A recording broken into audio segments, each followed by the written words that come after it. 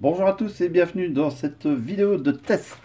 Aujourd'hui, les tests du Coolney K1 Trio. Donc un téléphone pour lequel j'ai fait un déballage. Le Coolney K1, un appareil vendu par notre site partenaire, le site Gearbest, actuellement en bleu, donc le même que celui que j'ai. Voilà. Vous pouvez voir que les couleurs ne sont déjà pas les mêmes que sur les photos, mais enfin ça n'a pas beaucoup d'importance. Donc en bleu, il est vendu actuellement à 205 € 37, et si on regarde et qu'on le prend en noir, ben, il est à 231 € 04. Enfin bref, c'est à peu près le prix. Maintenant, je vous dis de suite, au-dessus de 200 €, je trouve quand même que c'est un peu limite comme prix, c'est assez cher. Mais voilà, c'est un appareil qui a quand même des spécifications fort intéressantes et qui est bien entendu à voir. Alors, qu'est-ce qu'on peut dire sur le Coolney K1 Trio? Alors d'abord, c'est un appareil qui est arrivé avec deux bugs. La lampe de poche, enfin la lampe arrière qui ne fonctionnait pas au moment où vous vouliez mettre la torche, ben, il faisait juste un éclair de flash comme un appareil photo, comme quand vous prenez une photo. Et la reconnaissance faciale qui ne voulait rien reconnaître du tout. Alors j'ai eu, je remercie d'ailleurs, un abonné. Je mettrai son nom dans la vidéo parce que je ne l'ai plus en tête. Un abonné qui m'a donné deux trucs pour remettre ça en ordre. Donc moi je l'ai contacté chez Coolney, ils m'ont envoyé une ROM, enfin une mise à jour par mail pour remettre l'appareil, pour faire fonctionner les bugs qui ne fonctionnaient pas. Mais en même temps, il mettait la mise à jour en OTA. Donc il y a eu une petite mise à jour qui fait 143 mégas et qui a arrangé les deux problèmes. La lampe va tout à fait normalement. La reconnaissance faciale va tout à fait bien. Maintenant, est-ce que c'est fiable, pas fiable, les reconnaissances faciales? Si on met une photo à la place de votre visage, l'appareil... Bon, moi, je ne me fie pas à ça. Il y a un capteur d'empreinte qui fonctionne très bien. Il y a des possibilités de schéma sur l'écran. Donc, on n'a pas vraiment besoin de ça. Mais enfin, elle y est. Elle ne fonctionnait pas et maintenant, elle fonctionne. Ça a été remis à jour. Donc, Coolney fait le travail assez bien. Il a l'air de suivre ses appareils. Et ça, c'est très important parce que chez les Chinois, ce n'est pas toujours le cas. Voilà, donc pour les caractéristiques, en fait sur le site Gearbest, je ne sais pas pourquoi elle ne s'affiche pas. J'ai été donc sur un site qui reprend toutes les caractéristiques, d'ailleurs avec plus de précision pour les voir. Donc ici on a un téléphone qui fait 7 cm et demi de large, 15 cm,7 de haut sur une épaisseur de 8,4 mm. Ça c'est juste parce que je les ai vérifiés au déballage, je les avais vérifiés avant. Pour un poids de 214 grammes, c'est déjà un beau bébé, hein, mais en fait c'est un grand téléphone aussi. Il a un processeur MediaTek Helio P23, donc c'est MTK 6763V, 4 corps à 2 GHz et 4 corps à 1 Go5, donc c'est un octa-core, hein, 8 corps. Le GPU c'est un Mali G71, pardon.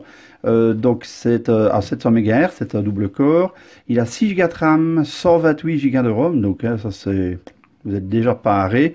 La possibilité de mettre une carte micro SD, alors là vous êtes parti jusque dans 40 ans, etc., etc. Un écran de 6,1 pouces en 1080 x 2160, donc c'est 18 neuvième en HD+, en Full HD+. Alors, la batterie, une 4200 mAh, L'ion polymère. Il tourne sous Android 7.1 Nougat. La caméra arrière, oui, ça, on va regarder un peu plus loin parce que là, il donne le nombre de pixels maximum en vidéo et en photo, mais ça ne m'intéresse pas, c'est pas ça que je veux. Alors, au niveau GPS, il a le GPS à GPS et GLONASS, en Bluetooth 4.0, un USB 2 micro USB, ça c'est un peu dommage qu'il n'a pas à ce prix-là, hein, qu'il n'a pas le C, mais enfin bon. Le Wi-Fi, c'est le B, le G, le N et le N5G, 5 GHz. Alors, au niveau de l'écran, donc l'écran, on a dit 1080 x 2160, hein, 18 neuvième, donc un rapport de 2 pour 1, avec une pixelisation de 402 ppi. Donc ça c'est parfait pour regarder des vidéos, des choses comme ça, c'est ultra net. Un écran capacitif, multitouche, on verra le nombre de touches après. On n'a pas de renseignements sur le fabricant, ni sur, en tout cas pas ici, alors que d'habitude c'est dans ce site là qu'on les trouve, ni sur le fabricant, ni sur la protection de l'écran. Le téléphone est livré donc sans film de protection, donc j'espère qu'à ce prix-là, c'est un écran qui est quand même bien protégé. Dans mon cas ici, à l'utilisation pour les tests, j'ai rien vu de particulier. L'écran est tout à fait agréable, il n'y a pas de souci de ce côté-là. Alors au niveau caméra, la caméra arrière primaire, c'est une Sony IMX135 Exmor RS. C'est une caméra voilà, de 13 mégapixels. Et une deuxième caméra de 2,07, enfin 2 mégapixels jointes. Ça c'est pour les effets bokeh. Et elles sont interpolées, enfin celle en tout cas de 13 mégapixels est interpolée en 16. Encore une fois, je trouve que ça n'a pas d'intérêt. Ouverture, l'ouverture, je n'ai pas dit l'ouverture à 2.2. Le flash est un simple LED. Alors la caméra arrière, c'est une 8 mégapixels. Bon, la radio est présente, le GPS on a dit, GPS à GPS GLONASS. La version du Bluetooth 4.0. Alors la capacité de la batterie 4200 mAh, le chargeur sort 5 volts 2 ampères mais il n'a pas de survoltage et c'est tout ce qu'on peut dire, la batterie n'est pas extractive. Alors pour la suite, donc je rappelle la face avant. Donc pourquoi est-ce qu'il s'appelle Trio? Parce qu'il est quasiment mix, hein. Il a un bord supérieur très fin, un haut-parleur supérieur très fin. En dessous, je rappelle, il y a la caméra frontale qui est en dessous, le bouton ici qui peut faire bouton home et capteur d'empreinte, qui fait le capteur d'empreinte. Les boutons ne sont pas dans le bas de l'écran, en fait ne sont pas rétroéclairés, ils sont dans le bas de l'écran et ils sont rétractables. La LED de notification, eh bien, il n'y en a pas. Malheureusement, pourquoi est-ce qu'ils ne mettent pas une LED de notification en dessous? Ils ont toute la place en dessous pour en mettre une, mais ils ne la mettent pas. Ça, c'est un peu dommage. Sur les téléphones à des prix pareils, une LED de notification, c'est quand même pas mal. Alors, j'ai mis un fond d'écran blanc. C'est pas très visible pour les chiffres et pour les notifications là au-dessus, mais par contre, on voit bien le dessin de l'écran et on voit bien la place qu'il prend sur le téléphone. C'est vraiment très beau. Donc j'avais fait une capture d'écran des premiers écrans, en fait, si j'y arrive, allez mon petit, voilà. Donc quand vous allumez l'appareil, donc quand vous allumez l'appareil, c'est comme ça, l'écran est ainsi, donc vous avez l'appareil photo ici en dessous, vous avez les messages, enfin les SMS, la téléphonie, une boussole au milieu du jeu de quilles, et les contacts. Au-dessus, vous avez juste l'icône, enfin elle ne va pas s'ouvrir ici, avec les programmes de chez Google, oui c'est ça, de Google. Donc il y a Maps, il y a Chrome, enfin il y a tout ce qui est important, et il y a le Play Store surtout. Alors vous avez sur la deuxième, si vous sweepez, parce qu'il n'y a qu'une page en accueil, si vous sweepez de bas en haut, j'y arriverai, vous avez tous les programmes habituels qu'il y a dans Google, mais il n'y a pas de galerie, donc il faut utiliser la galerie du cloud de Google, et dedans vous avez la radio, des choses comme ça. Enfin ça on avait déjà vu à l'allumage du téléphone. Alors au niveau donc toujours de l'écran, l'application Miravision, alors je me mélange un peu des fois entre les téléphones, donc elle est bien dedans, et il y a une application défense contre la lumière bleue, hein, donc vous pouvez diminuer un petit peu la blancheur de l'image de façon à être moins fatigué, et vous pouvez le mettre plus ou moins fort. Donc la lumière bleue, en fait, elle est à ce niveau-là. Il n'y a pas un endroit dans l'affichage autre que dans le Miravision pour changer la lumière bleue. D'habitude, c'est vraiment très stock, hein, comme Android. Il n'y a pas de supplément. Je vais juste aller voir dans voilà, donc la version d'Android, c'est le 7.1.1, donc on revient en arrière. Normalement, d'après ce que j'ai lu dans les articles, il serait prévu pour être mis sous Android 8 dans une version ultérieure. Alors, pixels défectueux, pixels non défectueux, on va retirer les boutons pour avoir le plus possible de trucs à l'écran, enfin d'écran visible. Je vais essayer de faire une petite netteté, si ça marche, je suis pas sûr que ça marche. Voilà, des couleurs, c'est un très bel écran, très lumineux. Même la luminosité quasiment à 0, vous voyez encore très bien. Il est même presque fatigant d'être très lumineux quand on le met trop fort. Les couleurs sont bien, le noir est bien, voilà, on a l'impression que l'appareil était éteint. Le jaune est bien, encore une fois je ne suis pas sûr que ça passe vraiment bien sur la caméra qui filme, mais moi je peux vous dire que les couleurs sont belles à l'écran.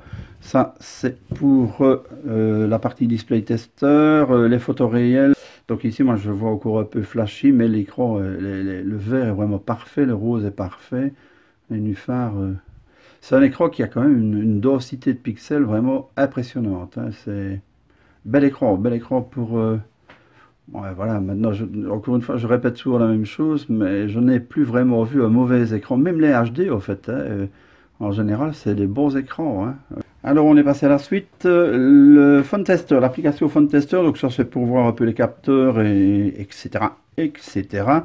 Donc, les capteurs, ben, ça bouge un peu de partout, hein. Donc, l'appareil est quand même bien fourni. On a l'accéléromètre, le gyroscope, le champ magnétique, la boussole, le capteur de luminosité, qui est ici au-dessus, et le capteur de proximité qui est ici au-dessus. Donc on a aussi évidemment le capteur d'empreinte et alors la reconnaissance faciale qui se fait alors par la caméra, c'est plus un programme qu'un capteur ça.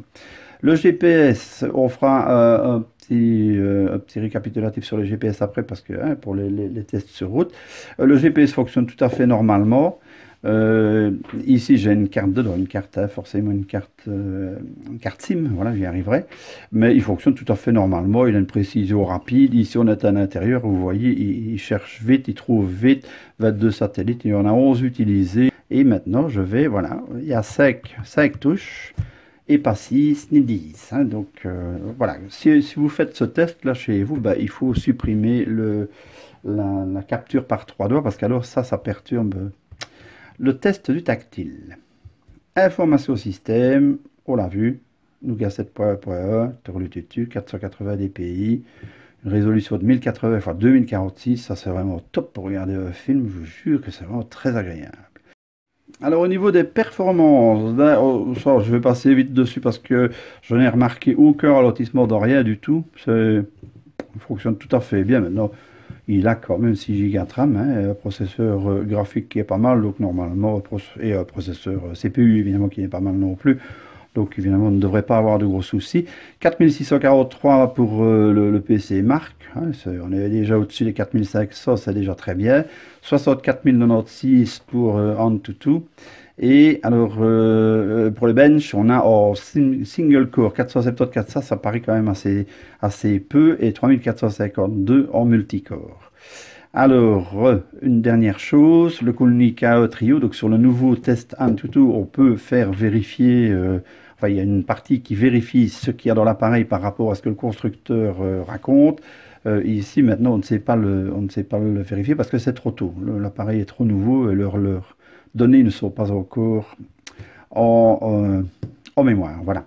Donc ça c'était pour les performances. Maintenant on passe au jeu parce que ça fait partie des performances et je vais essayer de jouer un petit peu. Alors Rayman, nouvelle partie. Bien. Alors là c'est la partie un peu plus sérieuse, je vais dire, hein. Ce n'est pas la partie test. Ouais. Vas-y mon petit.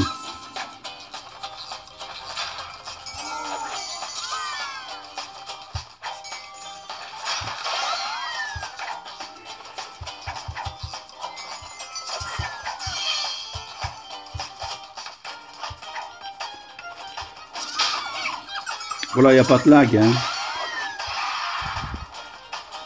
J'ai sûrement raté quelque chose, mais ouais, j'ai raté quelque chose. Donc, voilà. Enfin, j'aime pas ça, donc on arrête et on passe à la suite. Alors la suite, bah, c'est Real Racing. Alors, on va le calibrer tout à fait. Voilà, au cas où. Il se remet bien droit, donc c'est parfait, on peut y aller.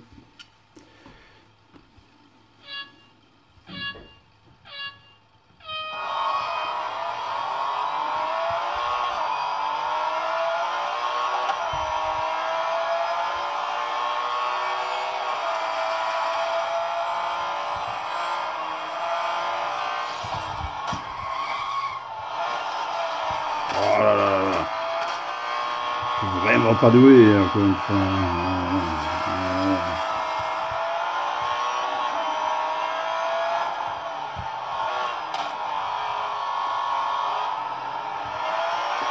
Je me demande comment on me permet encore de faire aller ce jeu.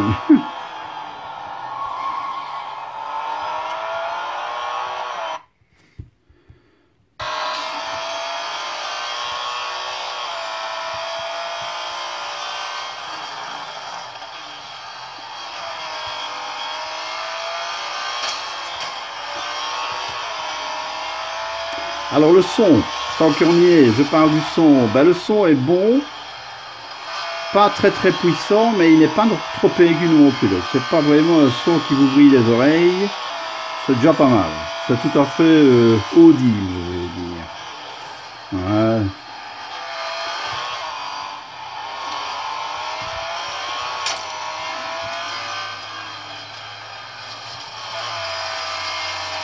Ah.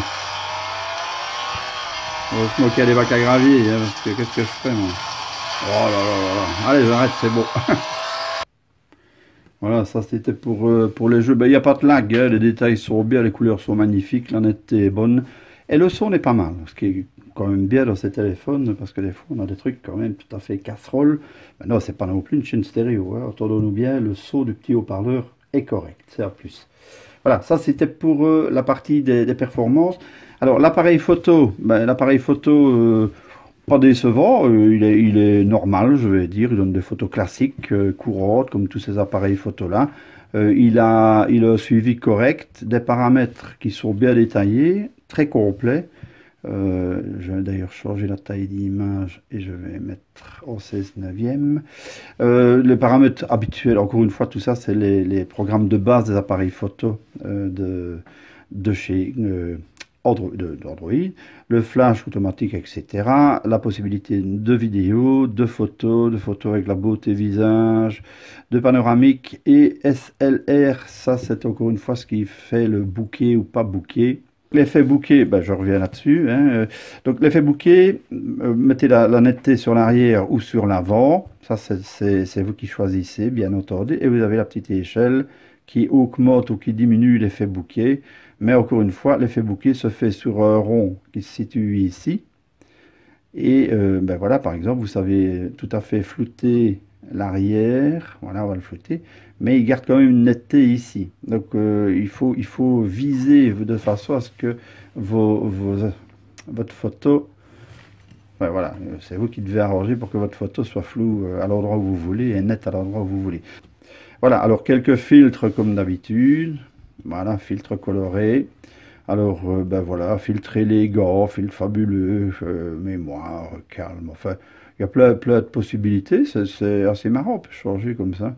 Tableau noir, hein. Tous ces filtres-là, en fait, c'est toujours les trucs classiques qui reviennent, mais nommés différemment, mis un petit peu différemment. Voilà, postérisation, c'est pas mal, postérisation. C'est assez amusant. Enfin voilà, ça c'était pour les filtres. Retour. Non. Alors, prise photo générale. Tiens, ça je sais pas. Ah oui, non, ça c'est donc ou bien les filtres ou bien la prise de photo normale. Ça c'est les dernières photos que j'ai faites. Voilà, ça fait des photos. On peut zoomer très fort. Alors ça évidemment, on voit le grain-lait, mais ça reste quand même net, hein, parce que la photo n'est pas très grande au départ. Les couleurs sont bien rendues, les photos sont belles. C'est un appareil photo de smartphone, donc ce n'est pas non plus, je veux dire, ce n'est pas un Sony ou un Samsung ou un truc comme ça. Ça fait de belles images, sans plus, hein, il ne faut pas non plus vous attendre à faire des miracles avec ça. Pams, on va le mettre dans l'autre sens, celui-là. Je vais vous montrer. Donc ça, c'est une photo prise à travers une fenêtre en plus. Et alors là, elle a l'air d'être tout à fait floue. Et puis, si vous attendez un moment, en fait, voilà, elle se met nette. Donc, il y a ce problème-là aussi. C'est aussi un appareil qui retravaille l'image. Et si vous voulez la voir nette, il faut attendre que l'appareil ait eu le temps de retravailler l'image. Au départ, vous vous dites, c'est complètement flou. Et en fait, pas du tout. C'est tout à fait net, hein. C'est vraiment très marrant comme truc. La photo est belle, en fait. C'est l'affichage qui met un certain temps à être net. Voilà, on part quand même d'une photo qui n'est pas très grande. Et on peut déjà... On va zoomer au maximum. On va attendre de voir un peu si elle va tout petit peu diminuer. Non, là, elle est à son maximum, à mon avis. Donc là, au maximum, c'est un peu grainelé.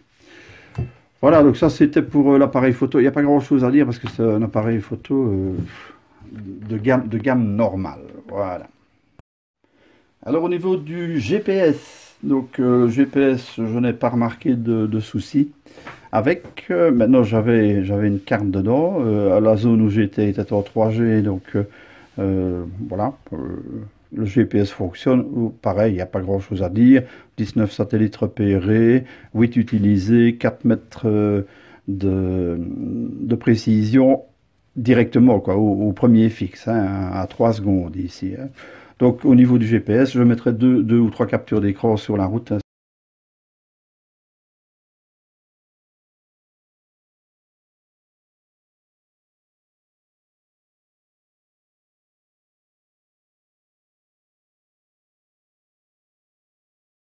GPS, je n'ai rien remarqué d'anormal non plus.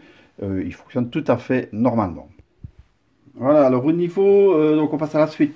Au niveau de l'audio et de la vidéo, qualité de communication, ça je l'ai dit, il avait une qualité tout à fait correcte, hein, son assez fort, il n'y a pas de, enfin au maximum je veux dire, il n'y a pas de problème à ce niveau-là. Maintenant ça reste des petits haut-parleurs, pas pour une salle de concert si vous avez des communications. Au niveau des vidéos, donc j'ai repris la vidéo d'un collègue ici, vidéo sur le Elephone U. La netteté est vraiment très agréable, c'est vraiment un écran, de belles couleurs, vraiment super agréable. Alors je disais pour le son,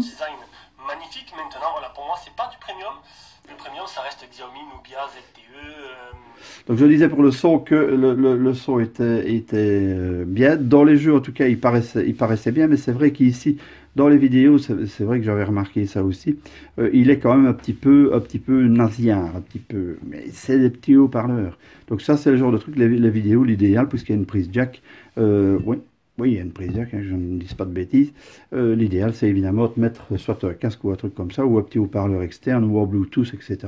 Enfin, tout ça vous connaissez, ce n'est pas très compliqué pour avoir un meilleur son. C'est tout à fait audible, hein, des commentaires comme mon collègue ici qui décrit le téléphone, ça c'est tout à fait audible, mais si vous voulez écouter de la musique ou un film avec des grandes musiques et des choses comme ça, il faudra peut-être mettre quand même un haut-parleur supplémentaire. Mais ça c'est habituel dans tous ces téléphones-là, il n'y en a quand même pas beaucoup qui ont un son exceptionnel, ou alors il faut mettre des prix de dingue. Voilà, donc au niveau qualité image, il n'y a pas de souci. Alors avec la prise jack, évidemment, ça donne super bien. Il n'y a pas de problème à la prise jack, elle tient bien. L'image est magnifique, le son est fabuleux. Alors, on peut avoir de la puissance, évidemment ça dépend de votre haut-parleur, mais c'est vraiment très très bien. Il n'y a vraiment rien à dire. On passe au Bluetooth. Alors pour le Bluetooth, on va d'abord voir s'il veut bien le trouver. Ça, c'est une chose. Mon petit haut-parleur chinois. Ah ben voilà, tout ça en chinois. Alors, on va le connecter. Il l'a connecté. On repasse, poum, sur la vidéo. Et voilà, aucun souci, hein.